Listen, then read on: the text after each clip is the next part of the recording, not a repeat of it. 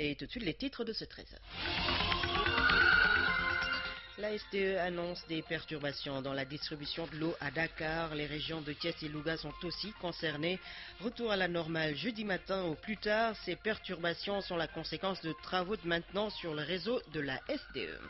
L'État organise le retour volontaire de Sénégalais vivant au Gabon et au Congo. Cette opération est menée dans le cadre de la politique retour et réintégration économique des Sénégalais de l'extérieur. Dans ce 13h, les explications du directeur général des Sénégalais de l'extérieur, Sori Kaba. Code de la presse, le point portant sur la dépénalisation des délits de presse sera retiré du document. Annonce faite ce matin par le directeur de la communication Alioune Dramé que vous entendrez. À suivre également dans ce journal Les Sports avec Benoît Badiane et la revue de presse signée Aaron Diouf. Bienvenue. L'eau va manquer dans la région de Dakar et les localités situées tout le long de la conduite du lac de Guiers. Cette perturbation dans la distribution de l'eau est due à des travaux de maintenance. Selon le directeur de l'exploitation de la SDE, le retour à la normale est prévu dès la fin des travaux, cette nuit ou au plus tard jeudi matin. Écoutons Djeriba, le directeur de l'exploitation de la SDE au téléphone d'Aboubakri Diako. Nous sommes en intervention sur deux ouvrages de production sur l'axe du lac de Guiers, notamment au niveau des usines du lac de Guiers et aussi sur un gros forage qui est un peu vers Kell. Alors, ça va nous faire perdre environ 1/7 de la production. C'est pas très important, mais comme on est à Dakar sur un équilibre très fragile, ça risque de se sentir sur certaines zones, notamment les zones les plus critiques. Donc, on assistera particulièrement à des baisses de pression par-ci et des manques d'eau par-là. Donc, l'intervention, elle est prévue pour durer, elle a commencé d'ailleurs depuis hier, même si on ne sent pas encore les perturbations, et va continuer dans la journée de demain. Donc nous espérons un retour à la normale dans la nuit du mercredi au jeudi prochain, Inch'Allah. En place un dispositif de camions citernes donc qui ont été déployés dès ce matin et qui vont continuer le service jusqu'au samedi prochain au moins, après un retour à la normale complet. Mais vous disiez tantôt que le retour à la normale est prévu cette nuit ou bien demain matin au plus tard. Un retour à la normale est prévu à partir de la nuit du mercredi au jeudi. C'est bon d'en savoir. Il y a toujours une petite période de latence entre la fin des travaux et le parcours de l'eau sur 250 km. J'aime souvent le préciser, la première goutte d'eau qui est pompée du lac de Guiers fait 12 heures de temps pour arriver à Dakar. C'est un peu ce qui explique parfois les périodes de latence après les remises en service. Il n'y a pas que Dakar, mais dans Dakar, il y a des zones les plus touchées, les plus affectées par cette baisse de pression, lesquelles? Oui, les zones qui seront les plus touchées, ce sera les zones hautes qui étaient naturellement déficitaires. On peut citer par exemple tout l'axe de Toubab Dialaw, ça c'est un peu vers Rufix. On peut citer une petite partie du plateau, donc c'était des zones anciennement déficitaires parce qu'elles sont situées en bout de réseau, en élévation, donc naturellement en situation de pénurie, elles seront encore un peu plus affectées. Thierry Ba, directeur de l'exploitation de la SDE, la Sénégalaise des eaux, qui annonce des perturbations dans la distribution de l'eau à Dakar et dans les localités situées tout le long de la conduite du lac de Guiers. Ces perturbations sont la conséquence de travaux de maintenance sur le réseau de la SDE. Nécrologie, Léna Fall-Diagne est décédée hier à Dakar. Elle a été maire de la commune d'arrondissement de Fass-Gueule-Tapée-Colobane. Elle a également été sénatrice libérale durant le règne du président Abdoulaye Wade. L'État du Sénégal va organiser le retour volontaire de Sénégalais vivant au Gabon et au Congo. Un registre est ouvert à l'ambassade du Sénégal à Libreville. L'annonce est faite par le directeur général des Sénégalais de l'extérieur, Pape Sori Kaba, ici au micro d'Idrissa Ndiaye. Le seul sort, c'est le retour. On leur a lancé un appel par le biais de l'ambassadeur. Un registre a été ouvert à l'ambassade pour que tous ceux qui souhaitent rentrer volontairement le fassent. Mais au terme de leur inscription volontaire, que nous allons prendre les dispositions sur le plan du vol pour les ramener au Sénégal. Pour l'instant, on ne le sait pas. Ils commencent à s'inscrire. Nous attendons peut-être d'ici la fin de la semaine prochaine pour en avoir le cœur plus net. Que ce soit ceux qui vivent au Congo-Brazza, que ce soit ceux qui vivent à Libreville au Gabon, le même dispositif sera mis en place. C'était donc le directeur général des Sénégalais de l'extérieur, Pape Sori Kaba, qui annonce que l'État va organiser le retour volontaire de Sénégalais vivant au Gabon et au Congo. L'APEX a convié ce matin les autorités administratives, territoriales et collectivités locales à un atelier de partage sur la stratégie de libéralisation des emprises du projet Train Express régional. Long de 55 km, le TER s'inscrit dans le cadre d'un programme national d'amélioration et de modernisation des infrastructures de transport, Yolande Ndiaye. Ouvrage innovant, le train express Dakar-Diamniadio fait partie des 27 projets phares du PSE. Il se veut très structurant et va desservir 14 gares et permettre de rallier Dakar à l'aéroport international Blaise Diagne en 45 minutes, selon le directeur général de l'APIX, Muntagassi. On est en train de définir l'épine dorsale de la mobilité urbaine. Ce sera donc une autre option de transport moderne et fiable que les gens pourront avoir parce que le tracé de l'autoroute à péage est quasiment parallèle à celui du train express régional. 3 gares emblématiques et la rénovation des plus historiques d'entre elles, en plus de la préservation du fret. On aura des gares et des haltes. Il y aura donc 3 gares emblématiques. La gare de Dakar avec une rénovation complète parce que c'est une gare historique. La gare de Rufisque sera aussi rénovée. On aura une gare emblématique à Diamniadio et une gare à AIBD. Et aussi on va préserver la voie du fret, c'est-à-dire le ferroviaire renaîtra avec ce projet. Pour la première phase, le TER va compter 13 rames pour 500 places, soit 115 000 passagers par jour, selon le directeur général de l'APIX. Le TER sera un train électrique de dernière génération. Première technologie en la matière dans la sous-région, bimode, qui pourrait fonctionner en électricité mais aussi en thermique. Si toutefois on a les 2 options possibles et chacune des options ce sera une option de fonctionnement normal avec pleine capacité de la technologie. L'expropriation aussi se fera de manière apaisée. La libération d'emprise est une option importante, une phase critique. Nous avons échangé avec les acteurs majeurs, l'administration territoriale, les préfets, les maires. C'est ça qui sécurisera la libération d'emprise parce que l'option majeure c'est d'arriver à libérer les emprises de manière apaisée. Les travaux du TER devraient débuter courant cette année pour une durée de 48 mois. Yolande est sur la stratégie de libération des emprises du projet Train Express régional. Dépénalisation des délits de presse, ce point sera retiré du code de la presse, l'annoncé du directeur de la communication, Alioune Dramé, qui s'exprimait en marge de l'atelier de validation de la lettre de politique sectorielle de la culture, a par ailleurs parlé des axes du secteur de la communication pris en compte dans ce document. Le directeur de la communication, Alioune Dramé, est au micro d'Aïssatou Sall. Nous avons quelques secteurs importants. Le premier axe, c'est le développement et le soutien aux entreprises de presse, les radios, les télévisions, les journaux à travers le pays, pour d'abord les mettre dans de bonnes conditions de travail, dans de bonnes perspectives pour le développement structurel, le papier, les machines, l'électricité, pour la pérennisation des emplois. Ça, c'est le développement. Ensuite, le deuxième axe, c'est la formation initiale des journalistes, qu'il faut encore revoir, la formation continue post-universitaire qu'il faut développer et la formation continue sur le terrain. Nous allons aider même à la spécialisation des journalistes pour leur permettre d'être beaucoup plus pertinents dans leur secteur. Il y a les radios communautaires qui jouent un rôle très important à travers le pays. Il faut aussi les aider. Le troisième point, c'est le code de la presse. Le code de la presse, le seul point qui nous retardait, c'était la dépénalisation. Maintenant, nous sommes tous d'accord pour enlever ce point de dépénalisation. Mais comme on avait pris comme postulat de départ la dépénalisation, tous les articles étaient plus ou moins liés à ce postulat de départ. Donc il faut réécrire la plupart des articles. Ça demande un travail aux juristes qui étaient avec nous. C'est ce que nous sommes en train. Dès qu'on aura terminé, on va déposer le nouveau code à l'Assemblée nationale. Alioune Dramé, directeur de la communication, qui précise le point portant sur la dépénalisation des délits de presse sera retiré du code de la presse. Lettre de politique sectorielle du développement de la culture et de la communication, un document qui va donner au département un cadre d'orientation stratégique mieux ciblé et plus adapté aux défis des politiques publiques. C'est ce qu'a déclaré le ministre de la Culture et de la Communication, Mbagnick Ndiaye, ici au micro d'Aïssatou Sall.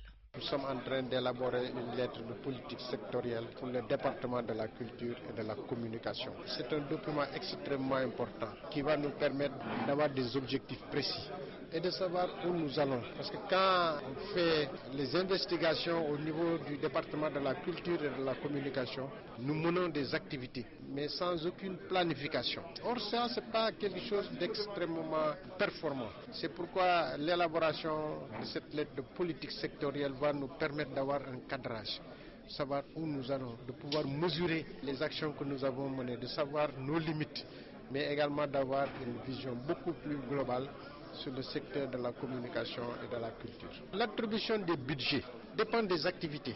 Or, si nous n'avons pas d'activités ciblées d'activité bien cadré dans un document avec des éléments budgétaires précis, le ministère de l'économie et des finances et la présidence de la République ne pourront pas nous attribuer les budgets conséquents. Mais par contre, si nous avons du point de vue du patrimoine, recenser tout ce que nous devons faire, du point de vue du cinéma, du point de vue des arts, nous saurons véritablement tout ce que nous allons faire et en fonction de ça, nous pourrons demander à partir de documents bien précis l'attribution ou l'affectation de crédits budgétaires. Je crois que c'est extrêmement important. Ça va nous permettre d'avoir un document de cadrage général qui nous permettra au fur et à mesure d'avoir des ressources additionnelles. Mbagnick Ndiaye, ministre de la Culture et de la Communication, il a présidé ce matin l'atelier de validation de la lettre de politique sectorielle de la culture et de la communication. À l'écoute de Radio Sénégal, il est 13h14 contre le virus Ebola, hygiène et prévention à Saré-Sara. Dans cette localité de la région de Tambacounda, un forum sur le lavage des mains a été organisé et c'est dans le cadre de la mise en œuvre du projet d'urgence régional du RADI, le réseau africain pour le développement intégré Rakissal. À Kolda, le RADI a mis en place un dispositif opérationnel pour une durée de 11 mois avec comme bénéficiaires les agents de santé communautaire, les enseignants, les maîtres coraniques, les leaders d'OCB, les animateurs et les journalistes des radios. Ainsi, dans le cadre de son plan de plaidoyer, le RADI a organisé un forum à Saré-Sara qui a pour thème la non-observance de l'hygiène des mains. Fodé Diba, coordinateur régional du RADI. Le projet intervient actuellement dans 4 régions. La région de Sédhiou, la région de Kolda, la région de Tamba et la région de Kédougou.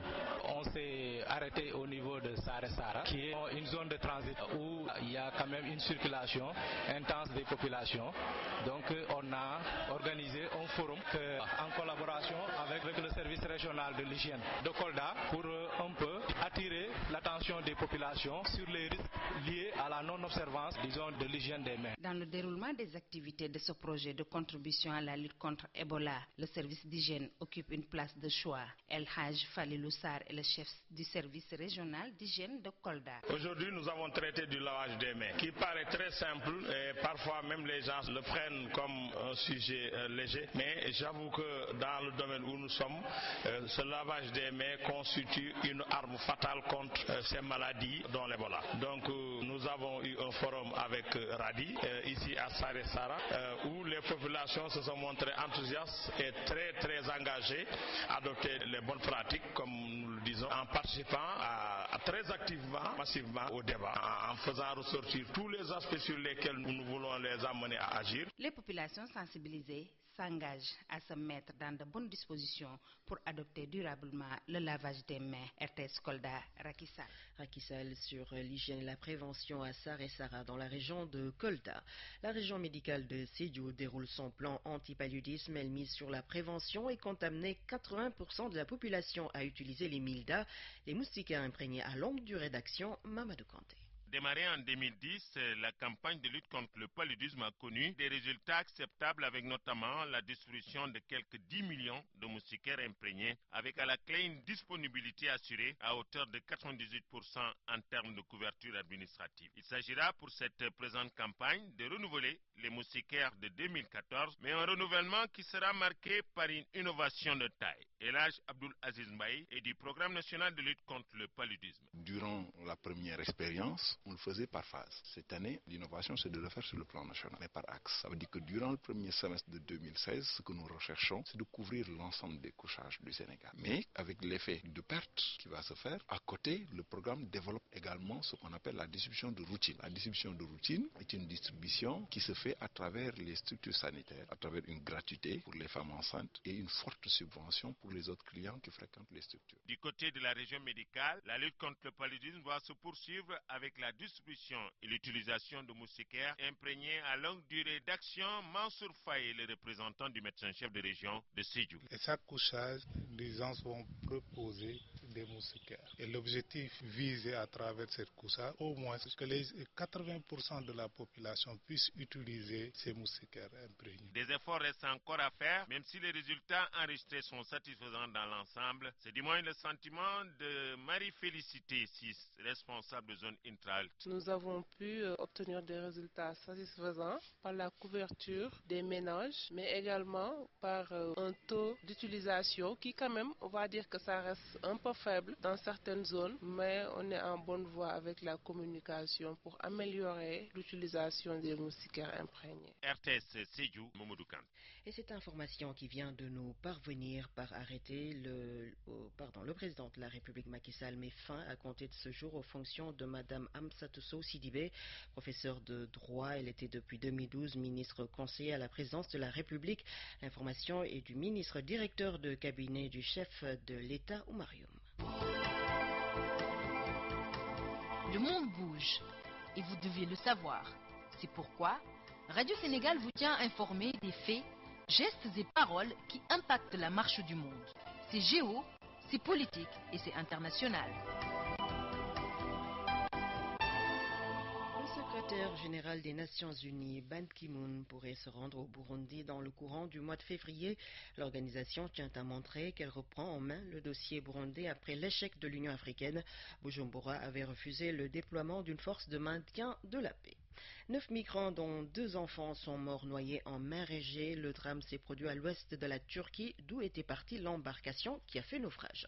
Hillary Clinton a remporté le caucus démocrate de l'Iowa selon son équipe de campagne.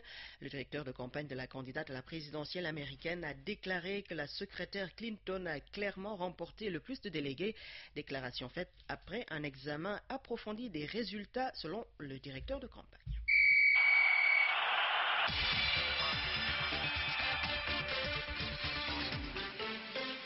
Tout de suite, les sports, c'est avec Benoît Badiane. Bonjour. Bonjour, Guétouba. Le directeur technique national explique le choix des 22 joueurs locaux sélectionnés pour les matchs amicaux du Sénégal contre la Mauritanie et le Mexique. Tout à fait, une liste cohérente selon Maya Sinmar, même si on note la présence de 7 joueurs de Djambar actuellement bon dernier de la Ligue 1 de football.